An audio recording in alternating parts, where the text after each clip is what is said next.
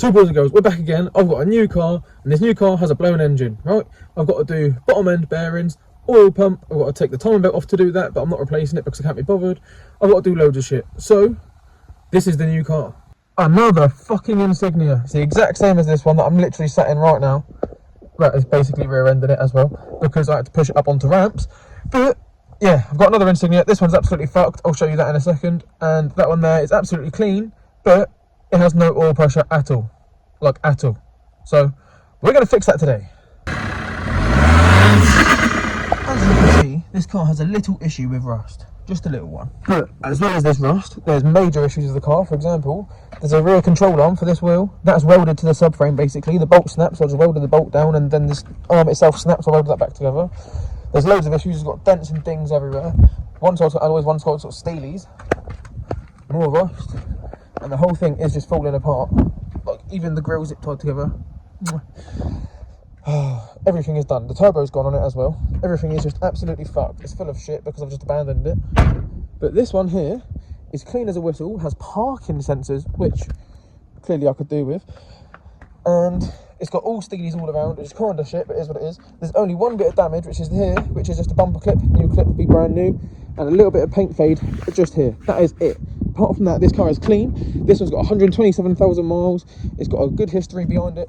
That one there has dodgy history. Its fucking mileage got dropped by 62,000 in 2018. It's dodgy as shit. She's a bag of absolute nails. Whereas this one, oh, this is the rear light from the other car. So I'm going to need to take that light off, put it back on this one.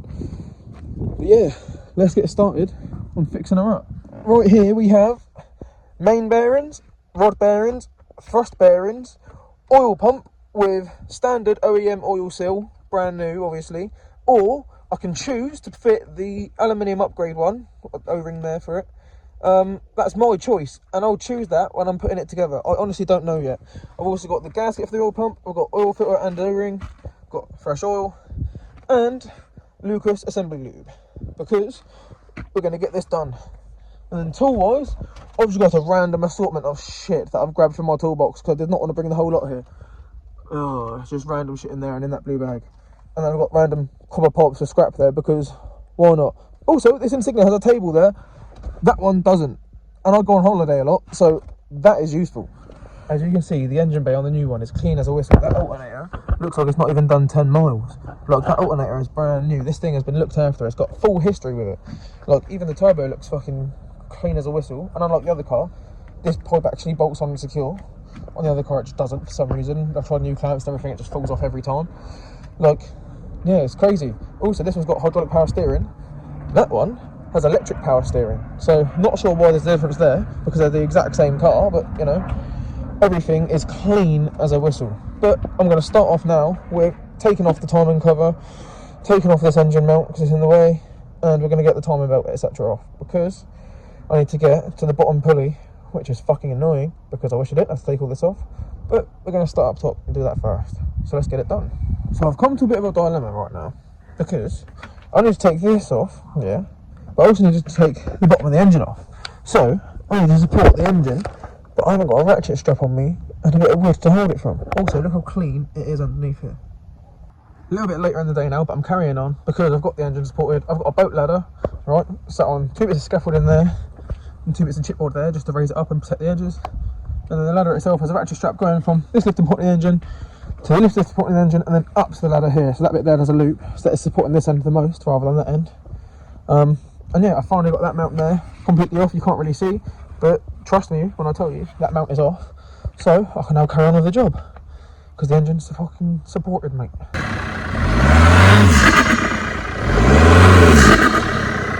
So it's the next day, sun is shining as you can see, skies are looking alright, and I've now got a wheel off, car jacked up this side instead of on the ramp because, yeah, I needed to get all this shit off so I could get here, because I need to take this pulley and that off, of course. But yeah, so I've got to take this pulley off, of these 4 bolts, and literally as soon as them 4 bolts are done, that should just fall off. Done that before, and then after that I've got to remove the metal timing cover. Then once the metal timing cover comes off, this black cover will be able to come off because that's stuck behind it. And then when that's off, I then remove the timing belt by undoing the tensioner and whatnot. Then when that's off, I need to undo this big fucking bolt here, right? and get the pulley off. Now, on the Insignia group on Facebook and whatnot, yeah, I've asked, and half the people are saying it's fucking, well, 70% are saying it's an anti-clockwise thread, yeah, so the opposite of normal, and everyone else is saying it's a normal thread. So, I don't know. But it's also done up to like 350 Newton meters, so I'm gonna have to try and get that cunt undone, but I'll manage somehow. I'll figure it out. And here it is, ladies and gents, the timing belt. Ta-da! Now what I did before I took this off is I spun the crank round and I undid these two bolts for the sump. 1 and 2. And I've undone them now because I need to turn the crank in order to undo them properly. And I didn't want to turn the crank after taking the timing belt off, so I've done that now. Well, done them. Then I took the belt off. Once this belt's off, we may as well go ahead and do an inspection. And I would say the belt itself could probably do with replacing from the chatter marks you can see. Water pump, tiniest amount of play in it, that I could do a change in. That pulley, slightly noisy, that I could do a change in. Tension I could probably do a change in. So I'm definitely going to buy a timing belt kit, but for now I'm just going to make sure the cunt has oil pressure, then I'll spend more money on it and buy a timing belt kit, because I don't want to be spending loads of money on it just for it to still have no oil pressure and be fucked. Because if that's the case, it's getting this engine instead. Which obviously I've done the timing belt on at 191,000 miles on the dash. And I don't know what it's currently on, but it's not that. It's a lot more than that. 203 on the dash. So, you know. But I mean, at least it was done 10,000 miles ago. And obviously this engine's actually done 300,000, not 200,000, because it got cocked back, blah, blah, blah, blah, blah, blah. Fucking thing. Also, look, all my radiator, it's just held in with fucking ropes. I want a decent car. I don't want that shitter. I want this one, where it's held in by fucking radiator mounts. Well, the next step here is get this crank bolt undone. Now, on ChatGPT and the Insignia forums, because I tried cross-referencing, which didn't fucking help, they say either left-hand thread or right-hand thread. Everyone's saying both. So I have not a fucking clue which way to undo this. I've also tried searching for a service manual. It doesn't fucking say. Everything is conflicting. So I don't know whether to turn this right hand or left hand. All I know is that it's done up to 350 fucking Newton meters. So whichever way it is, it's fucking tight. And I don't know which way to undo it, so fun. I've also got to try and figure out how to lock it off. I was thinking just putting the car in gear, getting someone to sit in it and slam the brakes on like as hard as they can, but we'll see, won't we? Might be able to get a snap-on impact on there and get it off, but don't know yet. I'm out here relaxing, fishing on a nice beautiful night, looking at the birds, looking at the views, and then there's Will. What the fuck is wrong with this guy? What is actually wrong with this fucking kid? So I'm at a point now where both batteries on both cars are dead. I've just had to get this one jump started so I can then use this one to jump start this one, because I've got the impact gun and I don't know how to lock the flywheel off yet. So I've been using this fucking, I'm going to put the timing belt back on in case it spins over as well. So the timing belt's back on again. And I've got this bar on the nut and I'm turning the key and letting it smash against here, right? As you can see, it's fucking marking from it. Because I'm trying to use the engine itself as an impact gun to undo the fucking bolt. Oh, fucking hell.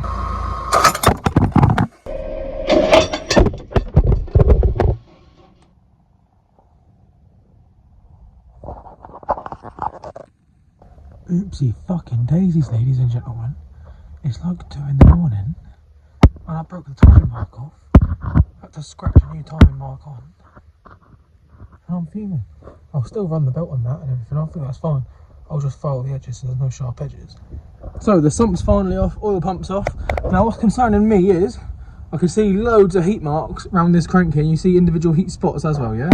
Now that's a sign of obviously overheating and big damage. There's bearings around it. I'm going to check those bearings in a second.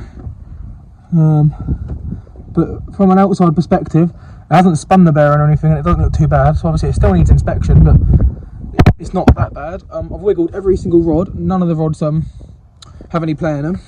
But this oil pump here, yeah? Why is the output only got the tiniest bit of oil in one corner? Like, I can't describe it to you and explain it, because that is bone dry in that corner of that oil pump. Bone dry. Like, that's where the oil comes out from. Why is it so dry? Also, the oil seal that was fitted, this one right here, it has a nick out of it there. But not only that, when it sits in the oil pump itself, it doesn't sit solid, it doesn't sit firm. It sits loosely, like that's sat in there now and I can spin it, pull it straight out like this, just easy as that. That's not how it should be. I'll show you how it should be in 2 seconds. You're a mush. Hello mate. Right, so basically, yeah, this seal here is, well, this is the brand new pump, brand new seal.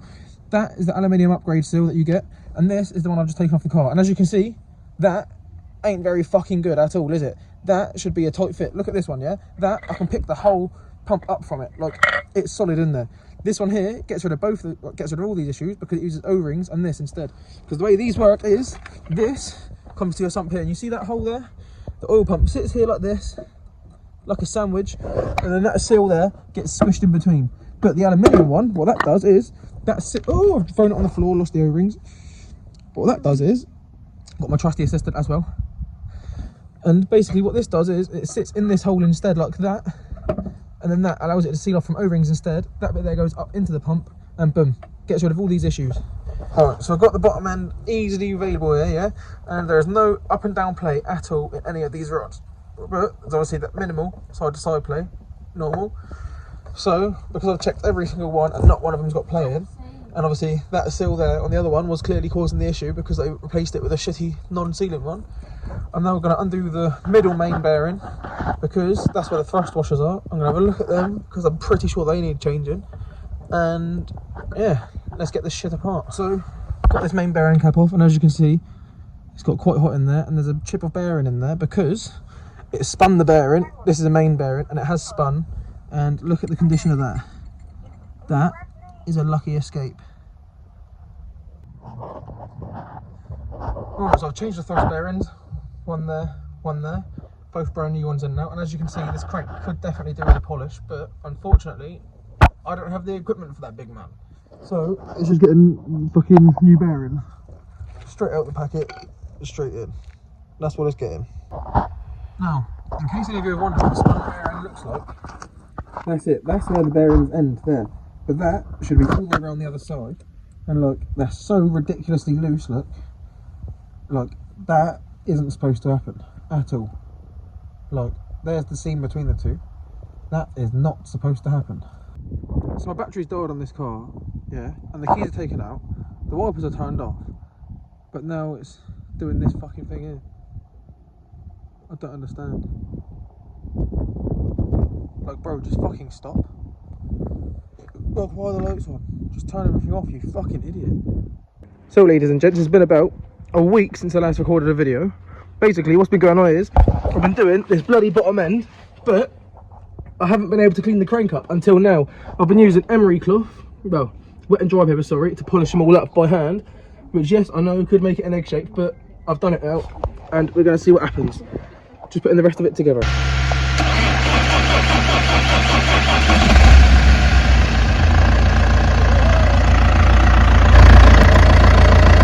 She sounds nice. No, it don't.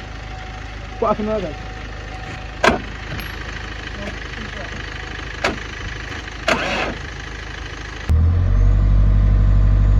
That's full throttle.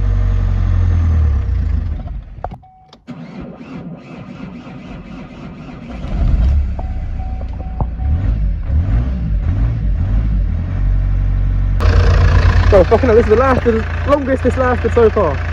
So, getting somewhere. Maybe it's self-clearing. What do you know about the fucking rebuilt Insignia? Hey! What do you know about this shit? Yeah? Turn it off as well. Yeah? Right? And watch this cunt.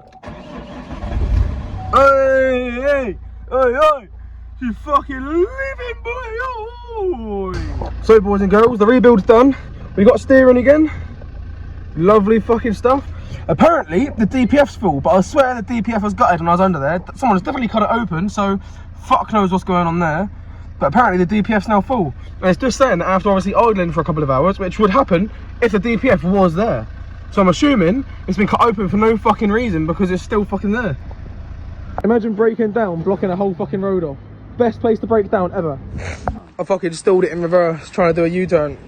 It's up in the middle of the road and then crashing into someone's fence trying to fucking push the thing to turn it out the road. Fuck's sake.